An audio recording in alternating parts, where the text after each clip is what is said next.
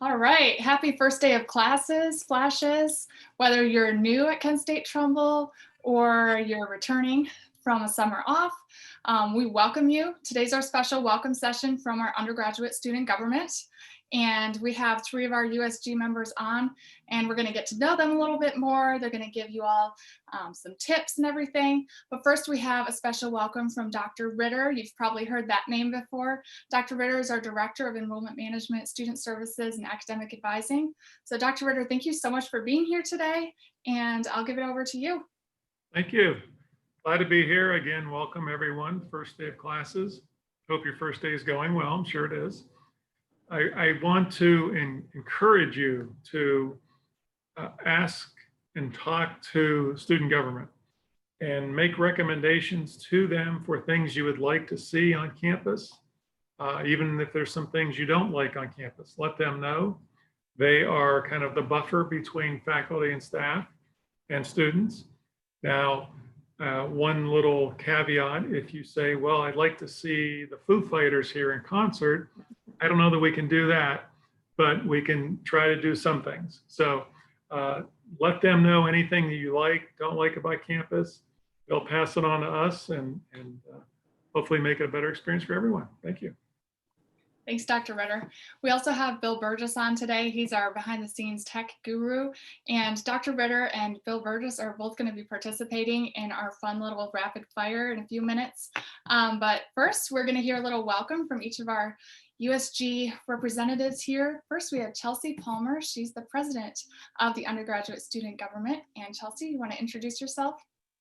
Sure. Hi, guys. Welcome back. Exciting times.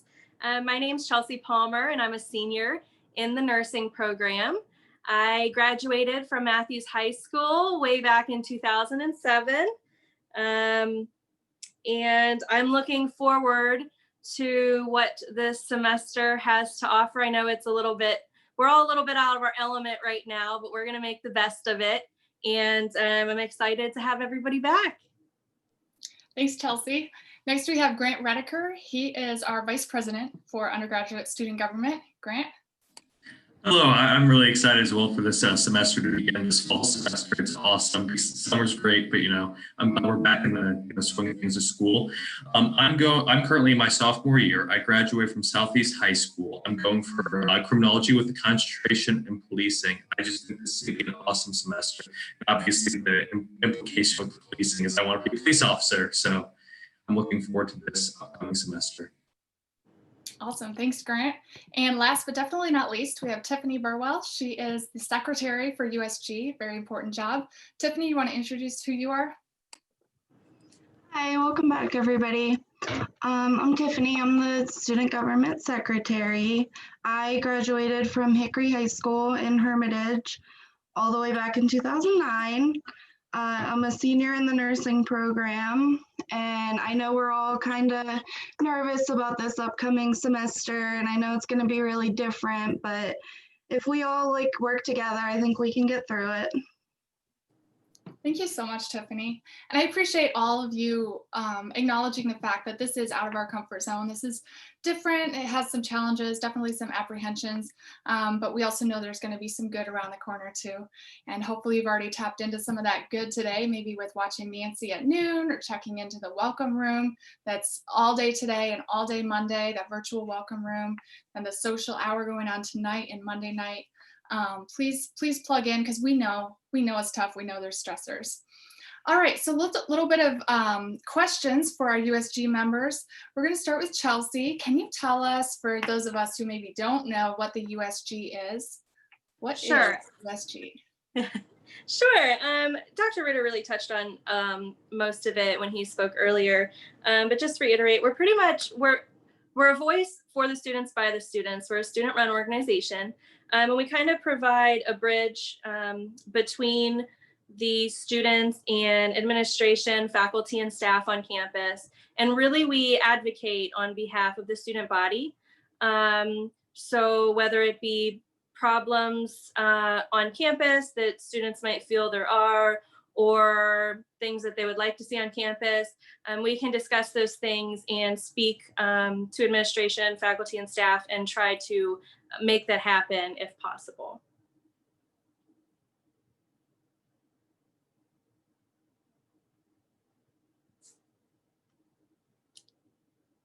So sorry, my computer froze for a second. That's okay. I thought it was mine for a second. Okay. Nope, it was definitely mine. Everything was frozen. So thank you so much, Chelsea. I'm sure whatever you said was great, even though I didn't hear it all. Our next question is for Grant, and we're wondering, Grant, you're a sophomore, so you've been through 1 year at Kent State Trumbull. What's something you like about Kent State Trumbull? Well, I love the sense of community because I found through my experiences talking to not just students, but professors and advisors and everything, the whole gambit, as far as every, person who works here is willing to help you and every student's willing to help you. So there's such a sense of community, which makes it awesome for me. And it's small, it's down to earth. Everyone's very casual, very kind. I haven't, had any issues with anyone being rude. So I think it's an amazing sense of community here. Thanks, Grant. We appreciate knowing that. And I think that's something a lot of us have experienced. Tiffany, question for you. Some new students might be wondering, what is a syllabus? So a syllabus, it's basically your roadmap for the whole semester. It's really important. That's where you'll find like your contact information for your instructor, along with their office hours of when you can meet up with them if you have a problem. It has all the policies, both for that class and for the Trumbull campus in general. And then you'll also find the due dates for all your assignments, assignment details, and any quiz or exam dates. Awesome. So it sounds like that's pretty important. Maybe something good to read. 9 times out of 10, if you ask your instructor a question, the first thing they're going to say to you is, did you check your syllabus? Very, very important document. Okay, so pay attention to your syllabi. They should all be available in Blackboard. And yeah, great thing. All right, now we're gonna have a little bit of fun. Everyone can unmute themselves. We're gonna go in for a little bit of a game show feel. We're gonna ask some rapid questions. And as I mentioned earlier, Dr. Ritter and Bill are also gonna join in this. I'm thankful that I don't have to. I'll be the one dishing out the questions. So we'll go in the order. I have 5 questions. Hopefully it'll help us all get to know you all better. And we'll go in the order of Dr. Ritter, Bill, Chelsea, Grant, and Tiffany. And the first one is, what's your favorite class been so far? I'm going to go back to my favorite class in college, and it was when I was working on my PhD class up at Kent with a guy by the name of Dr. Steve Thomas. And he taught higher ed law, and everyone said this will be the hardest class you will have in your PhD program, and it was. Talked to a lot of students who had 4.0s going into that class and didn't have a 4.0 coming out of the class. I learned later on that he was an expert in higher ed law known throughout the country. So here's this expert who's at the top of his field, and I'm sitting in his classroom. And the things, and he said at the beginning of class, he said, you will be an expert in higher ed law. You have so much confidence when you leave this classroom that there won't be a question that you'll be afraid to answer. And that was exactly the case. It was probably the hardest, it was the hardest class I took in my PhD program, but it was also the one I remember the most and the one I got the most out of. And not so much from a higher ed law perspective, but he would go on tangents and talk about what it was like as a faculty member. And he would tell us all these things that really had nothing to do with higher ed law. They just were so fascinating to me. So that was my favorite class. The hardest class was also my favorite class. That's awesome. Bill? Favorite class? Yeah, back to when I got my master's, I had, it was a social, I can't remember the name. It was a social media class, but this was like 2010. So when you think back to 2010, social media was just kind of starting out. And Bill Sledzik taught the class, who was a huge Grateful Dead fan like me. So that was really cool. But yeah, I really enjoyed the class because I was the public information officer at Stark County Job and Family Services. And I was able to launch our agency as the first one in the state to have a Facebook account. And directors around the state were, like, oh my God, you're county's crazy, you shouldn't be doing this. But just looking back, 10 years ago, it's kind of funny, because you'd be hard pressed to find an agency that's not using it to promote foster care, adoption, and stuff like that. So it was a great class, and I was on the cutting edge. That's awesome. Thanks for sharing. Chelsea? Honestly, I've enjoyed, it sounds silly, but I've enjoyed all of my nursing classes. I think like when you're passionate about nursing, like the information is just so cool to you. But I will say the one class that I was most surprised to have enjoyed would be OB, labor and delivery. I was very apprehensive going into that class. I was so far out of my element and I was terrified. But I think that when you have like a clinical instructor that's so passionate about what they do, I had Mrs. DePaul. She just opened my eyes to the field, and I ended up enjoying it so much more than I had thought that I would, and thought that I could see myself working in labor and delivery one day, which was like so far from where I started. That's awesome. Tiffany? Or no, Grant, sorry. For mine, I'm gonna pick Spanish because, I think the best kinds of classes, in my opinion, are the ones where like the professor gets to know you and actually like cares about each other. Now, that's not to say that Spanish with Professor or Brett has been like the easiest class, by no means, because it's been one of the bigger workloads consistently semester after semester. I love it because she shares like personal stories, anecdotes to help us understand. In the same way, she asks about our lives and remembers specific details. Even today, she asked me how my dad was, because she remembered specifically my dad is a professor at Kent, teaches one class a semester. So she wanted to know how that's doing, which I think is amazing. She can recall that. So I love the sense of community. I've used that word again, but I just love it. That's awesome. Now, Tiffany. So it's probably going to sound like I'm copying Chelsea, but my favorite so far was also OB. I just loved being on the labor and delivery floor. It was so much fun, and it just had such a happy vibe, and it's such a beautiful thing to get to be a part of. And I learned so much that semester. I got to do so much hands-on. My instructor for both the classroom and the clinical were both just amazing. But it is a hard decision because I have loved pretty much every class I've taken, like Chelsea said too. That's awesome. So Grant, maybe when you're a senior, you won't even be able to choose a class. Too many good ones. All right, next question for our rapid fire that isn't so rapid, but you guys can make it as detailed or as rapid as you want. A favorite study snack? Dr. Ritter? Little Debbie's oatmeal cakes. They are phenomenal. They've gotten smaller over the years. They used to be like this, now they're like this.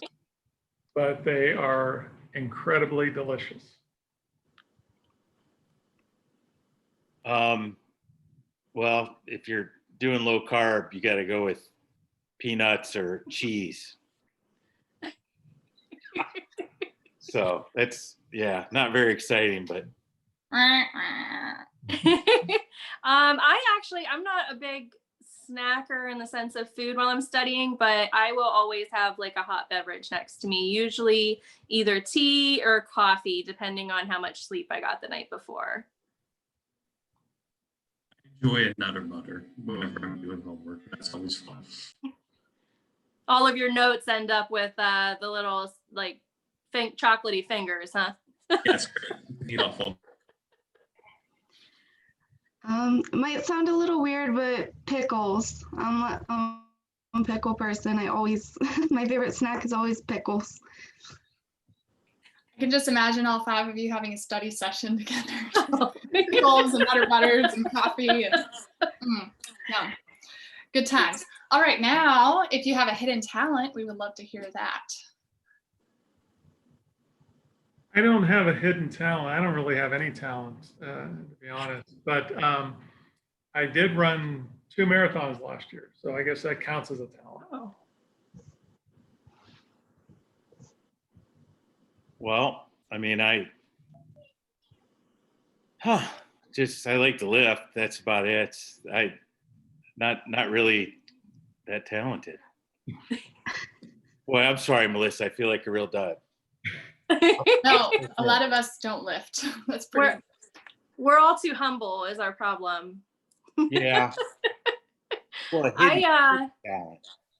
What's that, Bill? Hidden talent. I'm trying Yeah. to think of it. Hidden talent. Oh, go ahead. I'm sorry. You're fine. I don't know.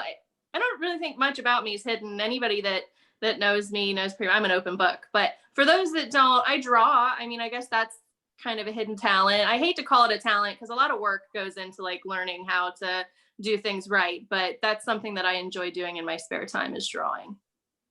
Awesome. I've hit a lack of talent. I enjoy singing in my car, but in my streets, talented, but it is hidden. So There you go. I feel like I keep taking Chelsea's things, but I also draw. I like to paint in my spare time. Awesome. We'll let you go first before Chelsea next time, Tiffany, so then she can feel like she's copying you. That's why we made such good friends. I'm glad we ended up taking the nursing program at the same time. You make really good friends sometimes. So That's for sure. All right, question number 4, a homework hack. Advice for homework, something special you do or did, Dr. Ritter. I know you probably don't have much homework anymore, so I'll just work. Some of you have heard this already from me, and it's not really a hack. It's actually kind of a proven strategy, but you got to spend 2 hours outside of class studying for every hour in class. So if you have 15 credit hours, that means you're in class about 15 hours a week. You've got to study at least 30 hours for those 15 hours. 30 hours a week studying, 15 hours a week in class. That's 45 hours a week just between going to class and studying. So that's why we call it full time. Not so much the time you spend in class, but the time you're supposed to spend outside of class. So that's my general rule. Spend 2 hours outside of class studying for every hour you're in class. That's really good advice. Bill? I always just like to look ahead and see what needs done and then kind of step away. Obviously the night before it's due, look ahead and then you can kind of think it out and the processes that it'll take to get it done or to how to study or what you need to do. So tackle it, little at a time. Good stuff. Tiffany? I would say just get anything done ahead of time that you can. Those deadlines, they come up fast, and especially in the nursing program, there's days where you have like 5 things due in one day. So if there's anything that you can get done early when you're not so busy, get it done because it'll save you in the long run. Good words. Chelsea? So this semester is actually a little bit busier than past semesters, but I don't know if you guys can see this, but this is kind of what my schedule looks like. I am a firm believer on writing down assignments and having it in front of me. And then I actually color code each class or organization. Like I do USG and I do AHEC and I have different obligations. So I color code them and then I can kind of visualize when and where I'm gonna get things done. And then it feels so good to highlight them in yellow when I get something finished and turned in or completed. And I can kind of like get that gratification of watching the page just like slowly turn yellow. So organization is definitely a key. Especially in the nursing program, because it's, you know how it is, Melissa, it's every other day. You got to stay on top of it. I mean, it's definitely doable, but organization. Good words, Chelsea. Real quick question for you now. Do you save your planners from past years to remember how much hard work you did? I do. And it's so, Okay. it's weird, right? So is that weird? I don't know. I just got rid of mine because I was like, what's this for? But yeah. no, I think it helps with that sense of satisfaction. I get that I have like an emotional connection to them because I've cried over them. It's brought me frustration. And it's like, I just can't bring myself to throw it away. You saved those, girl. Grant, what's your homework hack? I would say this is a hack towards class in general, but making friends. It's going to be especially this difficult this semester, but it's going to be especially helpful in the same way. So if you have a friend at each class, you can say, can you explain the material? You can go back and forth. You can discuss due dates if the lecture wasn't the clearest. Like having a friend per class is so incredibly helpful for me in so many ways. So that's my suggestion, make a friend in each class. And if- Absolutely. And can I add on to that? I'm sorry, Melissa, I didn't mean to cut you off. That's a very good point. And I've always been a believer that if you can teach it to somebody, then you fully understand it.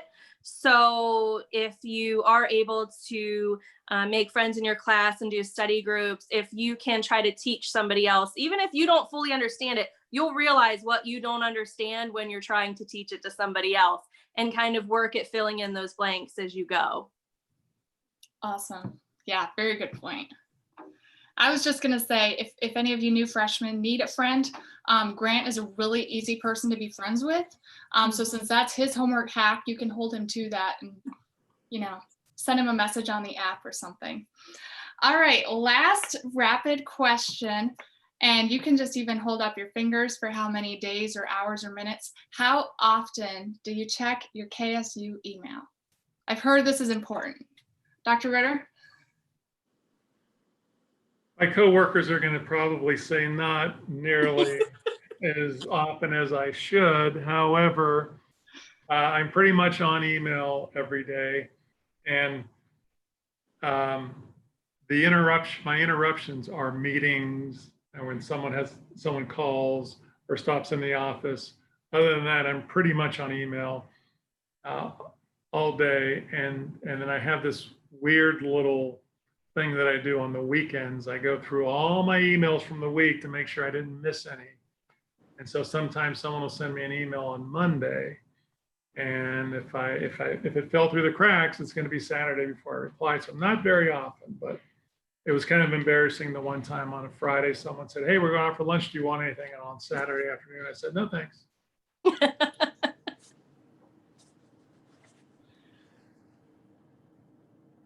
Well, I was going to say constantly. I mean, it's just, but again, there's a thinking back to when I was a student. I was running 3 or 4 different emails, so I don't think I'll put it out there. I don't think I ever checked my Kent email because I tried to connect it to my Google email because I didn't want to deal with all those emails, and so I think one time I did get in there and I was like, oh my. A lot of emails. But my preferred email back then was what I wanted to use. So Sure. Times have changed a little bit. Chelsea? Am I going? Okay. I didn't know if I was going. Or Oh, no. Let's let Tiffany go first. Okay. We don't want any, So I used to be really, really bad about checking my email. I always forgot about it, but I set it up so I get notifications on my phone now when I get an email. So I'm constantly on my email from school. All right, Chelsea? I check it pretty regularly, definitely every day. I'm usually trying to scroll through. Especially now with how everything's online, we're going to be getting a lot of emails, I feel. So I would just suggest, kind of like Dr. Ritter said, I go in and I don't just see if anything fell through the cracks. I also move things out of my inbox. I feel like it just helps my mental health to not have, a big inbox full of unread messages that stresses me out. So I try to once a week, in reality, maybe every other week, go through and kind of like put in folders and stuff just to kind of organize it. Sure. What about you, Grant? I check it probably 3 to 4 times a day, if that'd just be a guess, but I get notifications with that. So I can see if there's an important name or important event that I know to actually read it. It's not DoorDash. So. All right. Thank you, guys. That was fun. Next, we're going to do a little deeper question. You get to choose if you want to say one thing to your freshman self or something that you would tell our incoming students, whether they're transfer students or freshmen, something you would like them to either know or something to remember. So Dr. Ritter and Bill, I'll give you guys a second to think on this since the USG members already got to prepare. Tiffany, do you have advice for your freshman self or advice for our incoming students? I have advice for the incoming students. That would be to know what your resources are and to use them. Don't be afraid to reach out to any of the faculty and staff on campus or your instructors or even your classmates, because everyone wants everyone to succeed and everyone's there to help you. And if you feel like you're struggling, don't be afraid to go to the Learning Center and just reach out pretty much. Yeah, definitely. Chelsea? Just adding on to what Tiffany said, yes, I would agree. The Learning Center is definitely something. It took me a little over a year to realize that was available to me. I was a little shy when I first started on campus and didn't really branch out. I didn't come out of my shell yet, but it's really a resource that helps me. I actually worked at the Learning Center for a while, and the tutors there are amazing and want to see people succeed and feel good about it when they're able to help somebody. So I would definitely agree with that, going to Learning Center. As far as something to my freshman self would be, don't be so scared. It's not that scary. Make friends, reach out a bit, talk to people a little bit more. Like has been said throughout this whole video, I haven't met one person on campus, faculty, staff, peers that didn't want to see me succeed. And I think that that's just such an amazing thing to have access to when you're going to school. So awesome. Thanks for sharing. We especially appreciate that from you, Chelsea and Tiffany, because you've been through this. This is your last year now, so it probably has some extra weight on it, advice for the new students. Grant, freshman year was only last year, so what advice would you give your freshman self? It applies to both questions. Honestly, I think the most important thing to do is get involved, because whenever coming out of high school, I'm going to go to college 4 years, never going to do anything. I'm just going to grind my way through school, and then that's going to be it. I'm going to be done. I can move on, being a police officer. Hopefully that's the goal, but an application. I think I was really wrong to think that, because I already thinking about how many missed opportunities, how many missed friendships, how many missed, just events that I, would have missed and, may have missed because I had that mindset going in. So my advice to myself and any student for that matter is get involved and, meet people. So. Thank you, Grant. And one way to do that is to come to the social hour either tonight or next Monday night. If you're not sure how to get involved without being on campus, please come to that Zoom meeting and just ask. Just be like, hey, I'm new. How do I get involved? And they'll just love to answer that for you. All right, Dr. Ritter, advice to your freshman self or something you want our new students to know or remember. Yeah, I'm debating between a couple different things. I guess I'll go with a simple one, and that would have been do more. When I didn't get the outcome I wanted in a class, it's probably because I didn't study as much as I should have. And on those times when I think, wow, there's not another minute in the day I could find, well, then be more efficient at what I'm doing. I look back on the classes that I got, so grades on or not so good grades on. And I think, I didn't need to watch that football game on Sunday afternoon at 1 o'clock. I could have been studying then. You'd be surprised at the amount of time you could find. And I think there's a myth that some students think, oh, so-and-so, he or she is smart. That's why, and it's easy for them. I think you'll find the students who do the best in all of your classes are basically the ones that study the most, study the hardest, and are the most efficient at studying. So there's a great book out called 10X. Basically tells you how to do everything better. And what the premise of the book is do 10 times more than what you're doing now. And so if you look at those areas where you're not doing so well, do 10 times the amount of what you're doing, you'll probably do a lot better. Good words. What about you, Bill? Oh, you're muted. All And right. then, I originally went to OU and it was bigger, and I didn't do well.